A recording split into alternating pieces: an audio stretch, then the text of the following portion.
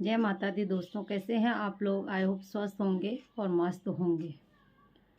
तो दोस्तों, आज वापस ऐसे एक सत्य घटना पे आधारित एक कहानी और सुनाती हूँ, माधो सिंह भंडारी की। माधो सिंह भंडारी उत्तराखंड का वो वीर है जिसने नामुमकिन को भी मुमकिन कर दिया और ऐसा काम कर दिखाया कि आज किताबों में ही नहीं, कथाओं में नहीं, हर जगह अमर है। ये है मल्लेथा गांव की कहानी, जो हमारे पास में ही पड़ता है। जस्ट हमारे घर के जो सामने है, मेन टिहरी श्रीनगर गढ़वाल और टिहरी गढ़वाल मेन रोड पे है, बद्रीनाथ रोड पे। तो ऐसे वीर की कथा है कि नीचे नदी तो बहती थी पर उनके गांव में पानी नहीं थी। जो खेती थी, खेतों के लिए पानी बिल्कुल नहीं था और आधे से ज़्यादा खेत बंजर रहते थे।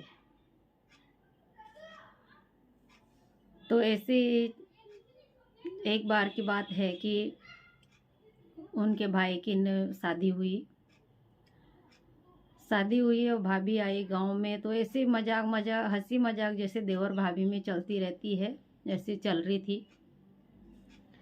भाभी ने मजाक में कह दिया, अरे देवर, कैसा गांव है तुम्हारा जिसमें मुंह के आगे तो नदी बह रही है पर फिर भी खेतों में पानी नहीं है।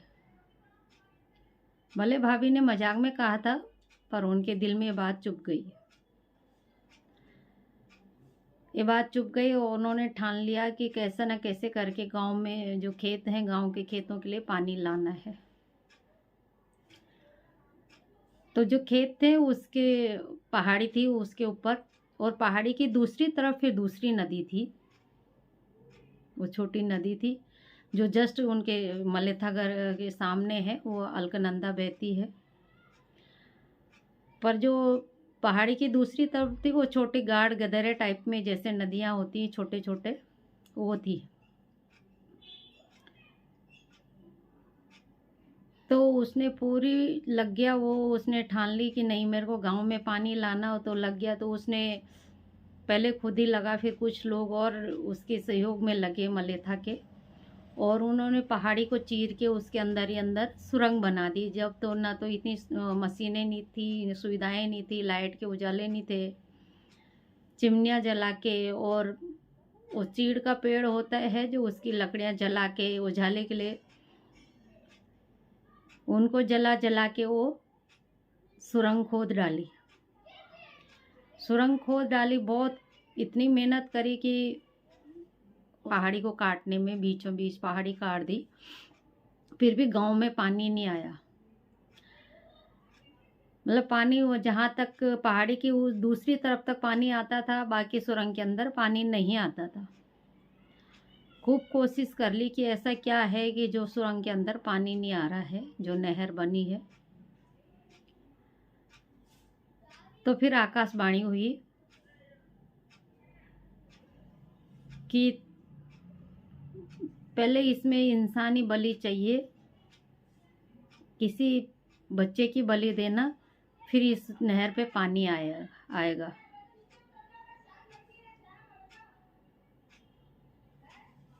वो भी बेचारा सोच में पड़ गया कि अब किसके बच्चे की बलि दूं। चलो, जानवर की बोलते तो जानवर की दे भी देते, पर उन्होंने कहा था कि किसी बच्चे की बलि देना। उसने बहुत सोचा तोला, बहुत काफ़ी दिन हो गए ऐसे सोचते सोचते। फिर उसका एक ही बच्चा था। उसने सोचा क्यों ना अपने ही बेटे की बलि दे दूं। उसने अपने ही बेटे की बलि दे दी वो पानी लाने के लिए। और जैसे उसने अपने बेटे की बलि दी, आगे आगे उसका बेटे का सिर आया और पीछे फिर पानी आया, पूरा खेतों तक पानी आ गया। और आज भी जब रुपाई होती है तो जो पहला खेत है जिसमें पानी ऊपर से आते ही, जिस खेत में उसके बेटे का सिर अटका था, बह के जो आया था सिर, जिस खेत में सिर आया था, उस खेत में आज भी वहाँ बकरे की, मुर्गे की बलि दे के फिर रुपाइयाँ चालू होती हैं। पानी वहाँ 12 में नहीं आता है, पर जो मेन रुपाई होती है धान की रुपाइयाँ, तो आज भी वहाँ बलि देनी पड़ती है। और आज इतना गांव इतना खुशहाल था क्या है अभी भी। उसके बाद कुछ टाइम बाद उसकी भी मृत्यु हो गई। उस महान वीर ने भी अपना शरीर त्याग दिया, पर शरीर त्यागने के बाद भी जब उसकी माँ ने कहा कि मेरे कुल का नाश कर दिया तूने, कुल में नाम लेने वाला कोई नहीं रहा, इस गम में वो बच्चे की माँ तो मर गई थी। बच्चे की माँ मर गई, फिर कुछ दिनों तक वो रहा, वो भी उनकी भी मृत्यु हो गई। जब महान वीर मरा तो उसकी माँ रातों को रोती, जब सबके खेत में हल जुते रुपाए होती तो वो रोती कि तूने किसके लिए अपने बेटे की बलि दी। आज बेटा जिंदा होता तो मेरा वंश चलता, आज बेटा जिंदा होता तो मेरा परिवार हरा भरा रहता, तू चला गया तो कम से कम तेरा बेटा तो रहता, मेरा पोता मेरे साथ रहता। ऐसे करती तो एक वक्त ऐसा आया कि सबके खेतों में हरियाली हो गई, रुपाई लग गई और उनके खेत बंजर रह गए। उनके खेत बंजर रहे तो माँ की ममता है, अब थोड़ा उम्र भी हो गई थी, बुढ़ी भी हो गई थी। फिर पहले के लोग तो अभी भी हैं गांव में बुजुर्ग जो अपने खेतियों को बंजर देखते हैं तो उनका दिल तो दुखता है। जो लोग पलायन कर चुके हैं वो ठीक है। ऐसे रो रही थी। फिर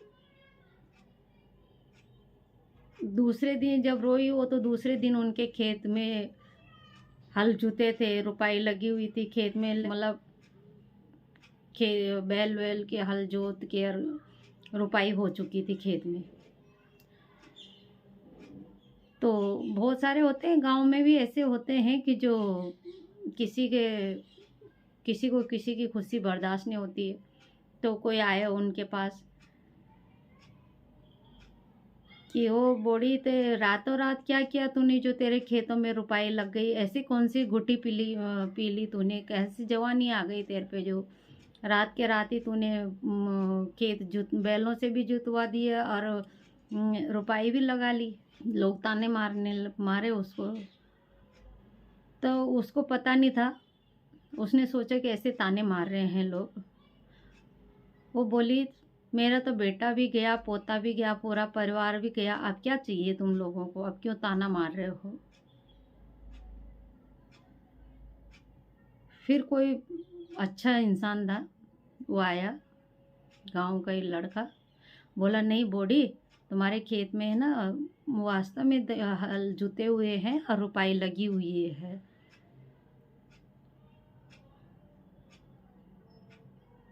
तो डोकरी बोली क्यों बेटा, तू बंजर खेती का क्यों मजाक उड़ा रहा है, मेरे खेत तो बंजर हैं, कौन लगाएगा उसमें हल, कौन जोतेगा कौन, मैं तो घर से निकल ही नहीं पाती हूँ। फिर वो बोला नहीं बूढ़ी, मैं बिल्कुल झूठ नहीं बोल रहा हूँ, बिल्कुल सही बात है, ये तुम्हारे खेत जुते हुए हैं।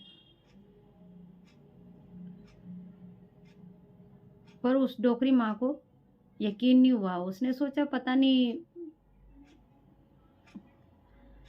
ऐसे मजाक कर रहे हैं लोग, आग मेरे से ताना मार रहे हैं।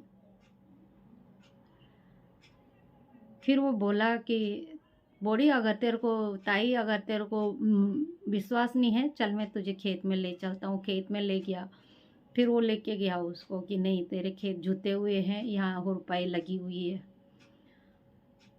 तो खूब रोई, खूब तो रोई वो, खूब रोई, पर वो अचंभे में पड़ गई कि मेरे खेत किसने जोते, किसने रुपाई करी होगी।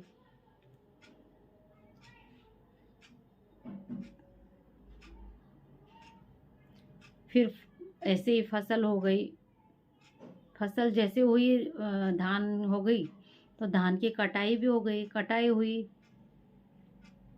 फिर वैसे लोगों ने बोला कि ये ताई कब गई तू खेत में, कब तूने कटाई कर ली धान की। बोली मैं तो घर कहाँ से, मैं तो घर से बाहर ही नहीं निकल पाती, मैं जा ही नहीं पाती हूँ, जो कटाई कहाँ से करूँगी।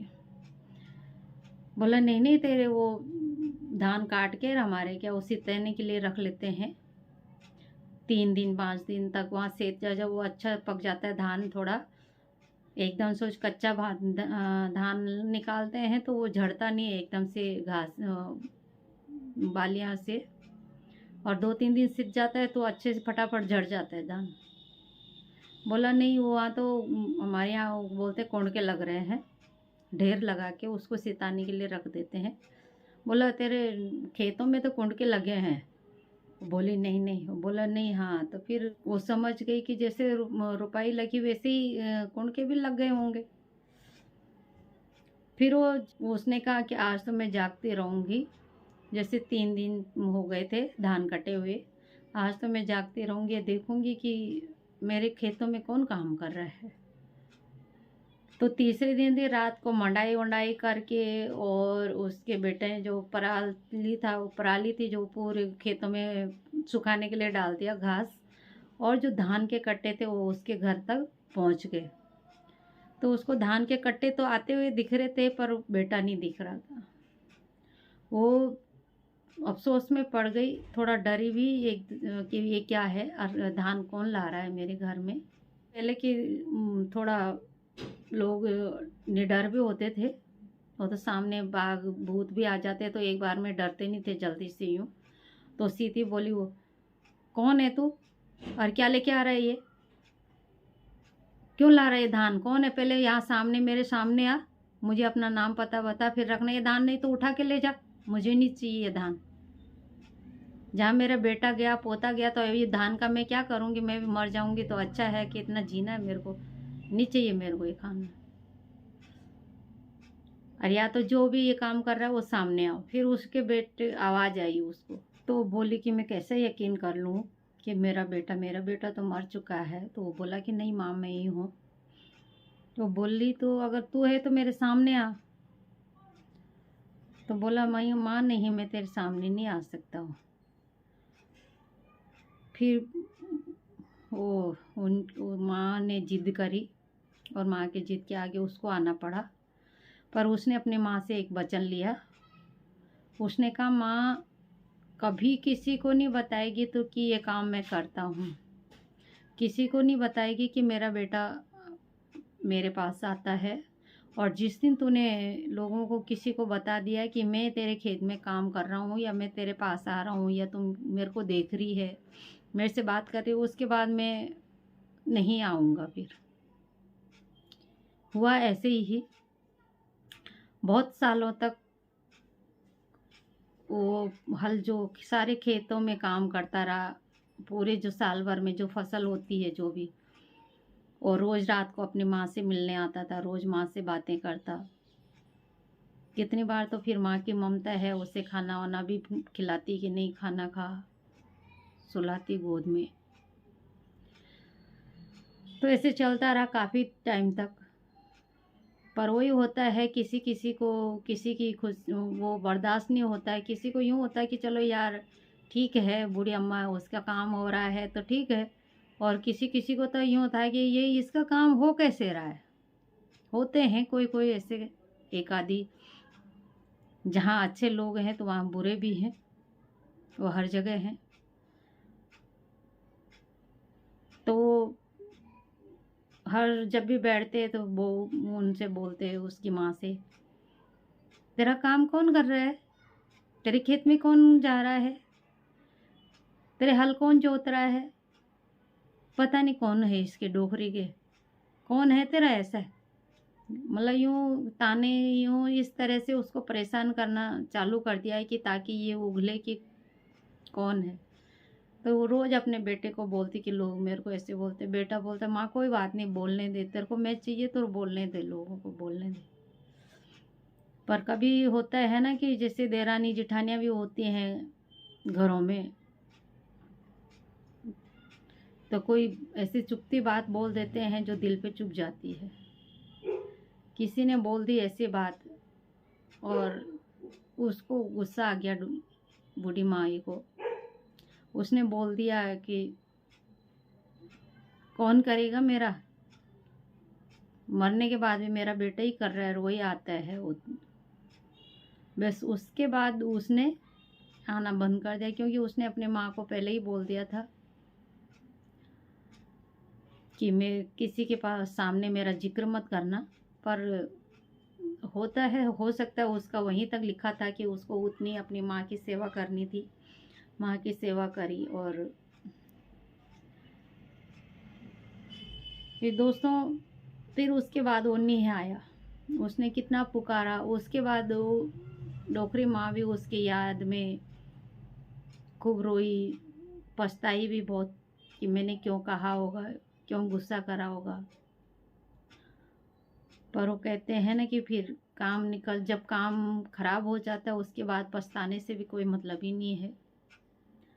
और उसके बाद वो कभी नहीं आया। फिर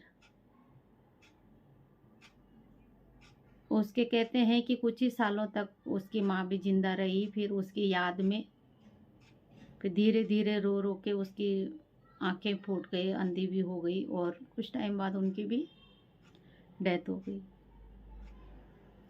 तो आज भी वो गांव माधो सिंह भंडारी के नाम से जाना जाता है, मलेथा गांव। और बहुत बड़ा गांव है। उसके बाद वहाँ पूरे गांव में खुशहाली थी, हरे भरे लहलाते, धान की खेती, गेहूं की खेती, मतलब हर चीज़ जो पानी वाले खेतों में होती है, आलू प्याज सरसों सब होता था, सब हो रहा था। अभी है तो कहते हैं कि शायद कभी किसी को कोई चीज़ रास नहीं आती है। एक तो वो दौर था जब उस पानी के लिए माधो सिंह भंडारी ने अपने बेटे की बलि दे दी। और एक आज का दौर है, कुछ पैसों के लालच में सब लोगों ने अपनी खेती रेलवे के नाम भेंट चढ़ा दी। पैसे तो खूब मिले गांव वालों को, ऐसे नहीं है, करोड़ों रुपए मिले। वो पैसा तो मिल रहा है पर वो उसकी अवेयरनेस नहीं है। जिन खेतों के लिए किसी ने अपने बेटे की बलि दी थी, आज वही खेत लोगों ने बेच दिए हैं। आज वहाँ रेलवे प्रोजेक्ट बन रहा है, रेलवे स्टेशन बन रहा है खूब बड़ा। बनाना ही था तो ऐसी जगह पे बनाते जहाँ खेती बंजर थी।